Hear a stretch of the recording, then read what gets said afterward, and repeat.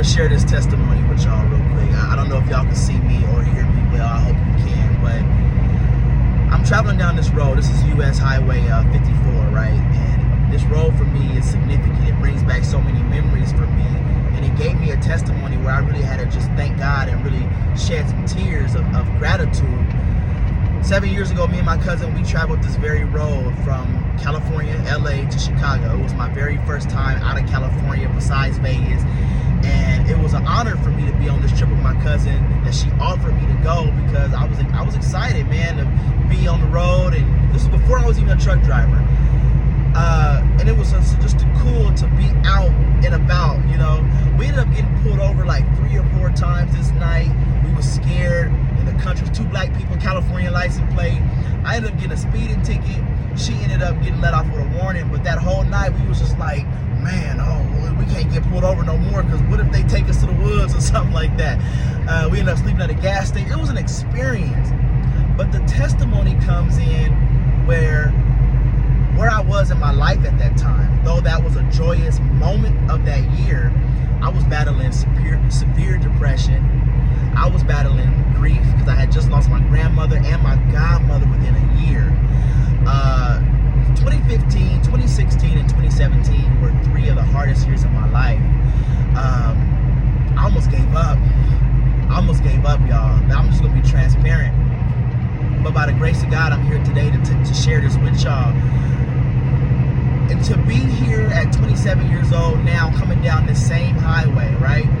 But now I'm a different man now. I'm better than what I was coming down this road 7 years ago. 7 years ago, I was broken. 7 years ago, I was lost. 7 years ago, I was seeking validation from people that couldn't provide that. But 7 years later, physically, I'm better. Emotionally, well, I ain't gonna say physically, because I gotta work on that. But emotionally, I'm better. Mentally, I'm better. Financially, I'm way better. You know, and I never, ever, y'all, saw this day. You know what I'm saying? Because life was, I was so uncertain about my future then. And I look back now and I tell my younger self, like, boy, you was foolish.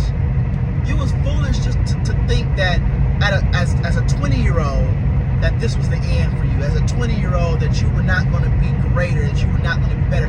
You thought this was going to be easy. You thought it was going to be handed to you. No, you know. So I'm just, just grateful. You know, like it's as I get older, it's the little things that excite me. It's the little things that make me happy. You know what I'm saying? We were kids, video games or toys and going outside to play. That was our joy. But right now, as an adult and I'm still growing, I'm still maturing, I can just look at the sunset now, and that makes me happy. I don't know if it's something that's coming with age, getting older, but sitting and looking at the sun, sitting and just staring at the ocean, you know what I'm saying? Or even driving down a highway that just brought back a memory. I would have never had this would have never happened years ago. I would have been coming down this highway like, oh, I've been here before. But I think that this past year, I had some life-changing experiences that has made me value life so much more. And it's the little things. It's not the house. It's not the car. It's not the things that I've had, the motorcycles. It's not that. It's not that. It's the little things. You know what I'm saying? So I'm gonna end it off on this.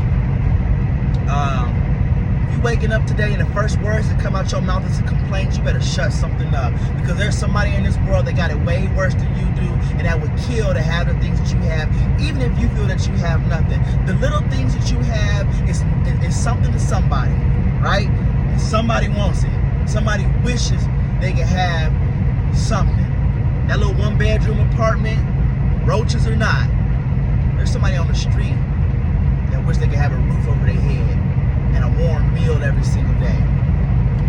Get up and do something. I've learned the main key to my success was perseverance, because I knew that if I wasn't going to get up and do it for myself, then nobody else would. And God has taken so many people out of my life, as far as friends, as far as people that I thought I could rely on. I don't think it was to hurt my feelings, even though it did hurt me. But I think it was more so for a lesson to teach me that, Reg, you don't need no validation from nobody. You good by yourself. You good on your own. Because y'all know, when it's our time, we all going on that ground by ourselves, or in that wall, or in that fire. Whatever you choose. So I'm learning as a man to stop trying to satisfy people. Stop trying to live by other people's orders. Because my heart beats for me. You feel what I'm saying? I ain't gonna go on no tangent. It's been 5 minutes. You feel what I'm saying? But I wanted to get that off my chest. If that's touched you and that's empowered you, then take it and run with it. My job is complete.